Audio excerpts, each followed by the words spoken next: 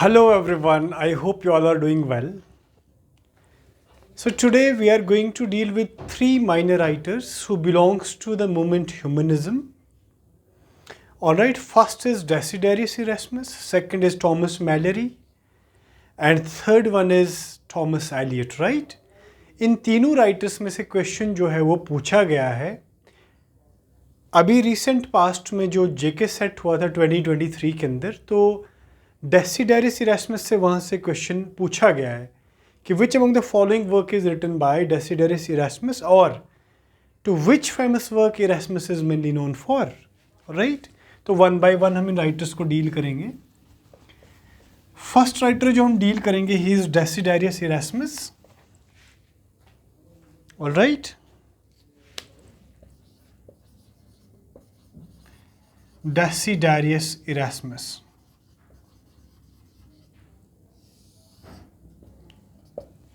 Desiderius Erasmus at very outset is a writer who belongs to humanism. और humanism का जो time period है that comes just after renaissance. In fact renaissance का ही एक feature है humanism. Alright, so Desiderius Erasmus का life span याद रखने की कोई भी ज़रूरत नहीं है आपको. There is no need to polish the life span of Erasmus. इनका एक बहुत मेजर वर्क है, that work is in praise of folly. In praise of folly. Alright, very very important. In praise of folly is a work written by Desiderius Erasmus and this work is originally written in Latin. This becomes very important.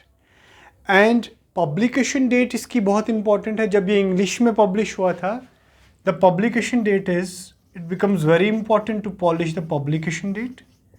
So the publication date of In the Praise of Folly is 1511. Very, very important. Alright. Next important fact associated with In the Praise of Folly is it's satirical in tone.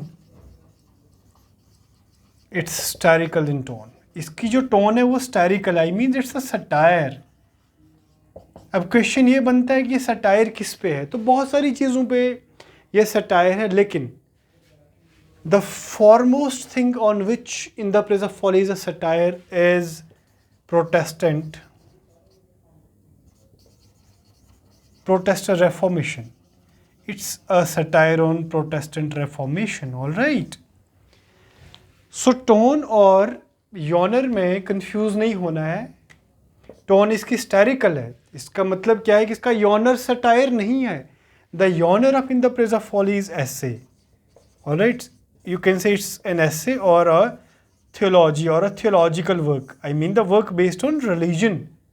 Reformation की बात है, protestantism की बात है, तो that means this work is based on religion. Alright, so publication date is very important.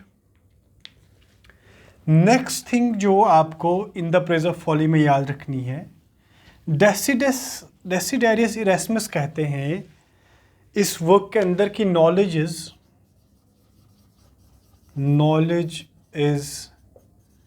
The root cause of evil. All right. Desiderius Erasmus considers the knowledge as the root cause of every evil or the greed in the universe. And he refers to the scene of Adam and Eve in the Eden Garden. He says that अगर Satan ने ewe को tempt नहीं करा होता forbidden fruit खाने के लिए, तो शायद ही ह्यूमैनिटी पे ये कर्स आता. लेकिन सैटन ने इस तरीके से ईव को टेम्प्ट करा कि अगर आप ये फॉरबिडन फ्रूट खाओगी तो you will gain the knowledge. So for the sake of knowledge she have had that forbidden fruit. So in this way Erasmus said that he enunciated or asserted that knowledge is the base of all root causes. It is not that much important. जो मैंने आपको कहानी बताई वो ज़्यादा important नहीं है.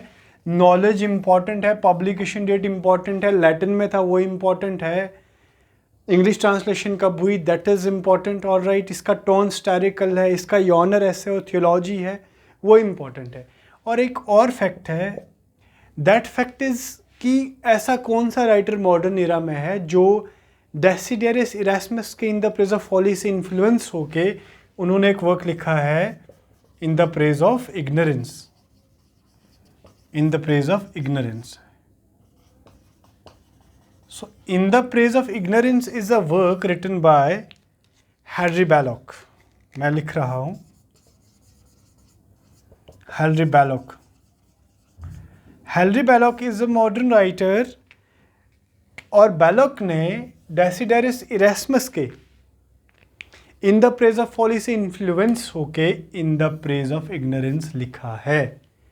ये बहुत इंपॉर्टेंट पॉइंट है. All right, so this was all about Desiderius Erasmus. All right, और you can say in the praise of folly. Next writer जहाँ से क्वेश्चन बनता है और बना हुआ है बहुत सारी बारी एग्जाम में, that is Thomas Malory. Very very important. Thomas Mallory is also a writer who belongs to humanism. Thomas Mallory is mainly known for the compilation of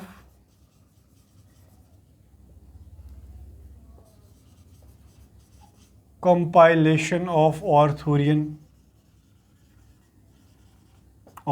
romances.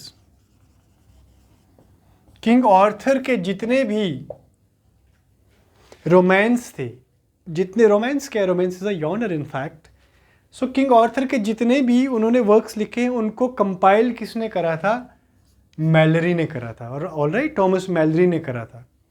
So Thomas Malory से question बनता है. एक बार question ये बना हुआ है कि Morte d' Arthur एक वर्क है थॉमस मैलरी का. मॉर्टी डी ऑर्थर का इंग्लिश मीनिंग क्या है? The English meaning of Morte d' Arthur is Death of an author. Very very important.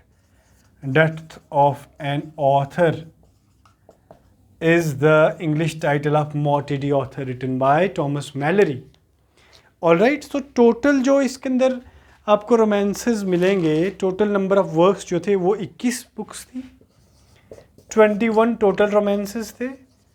And all these romances were published by William Caxton. Very very important.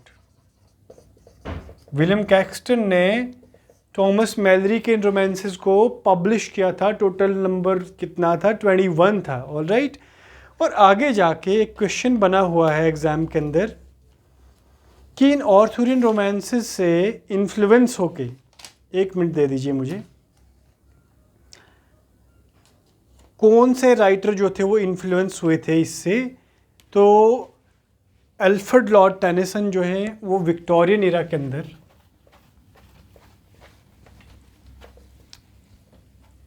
Alfred Lord Tennyson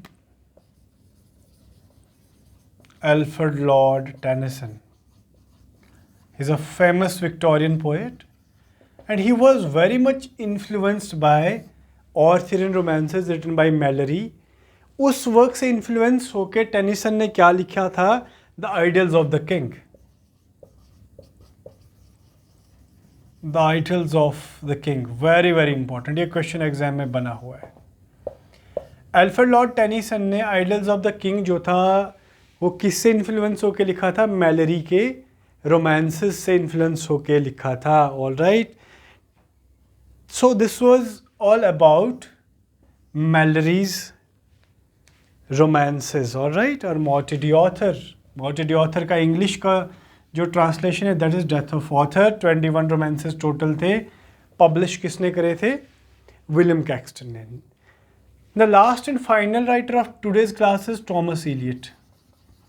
Thomas EYLOT. Thomas Eliot. All right. Thomas Eliot is mainly known for the first Latin dictionary. Very important. First Latin dictionary जिस writer ने compile करी थी वो Thomas Elliott थे. और ये कब compile करी है? 1538 के अंदर. Very very important. और फर्स्ट इंग्लिश डिक्शनरी को किसने कंपाइल करा था? ये क्वेश्चन एग्जाम में बहुत बार आया हुआ है. English dictionary, first English dictionary को कंपाइल किसने करा था? As you all know, Samuel Johnson ने. ये क्वेश्चन एग्जाम में बार बार आता है. और कब करा था? 1755 में.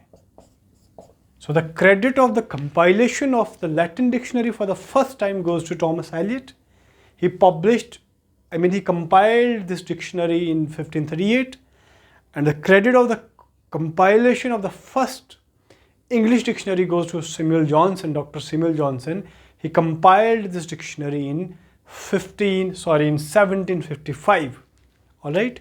तो ये 3 माइनर राइटर्स जो थे वो आज हमने डील करे. एक वर्क और जो टॉमस एलियट ने लिखा है, that is the castle of health. The Castle of Health, very very important. Title becomes very important. The Castle of Health is a work written by Thomas Eliot. All right. So आज की class में हमने इन 3 writers को deal करा.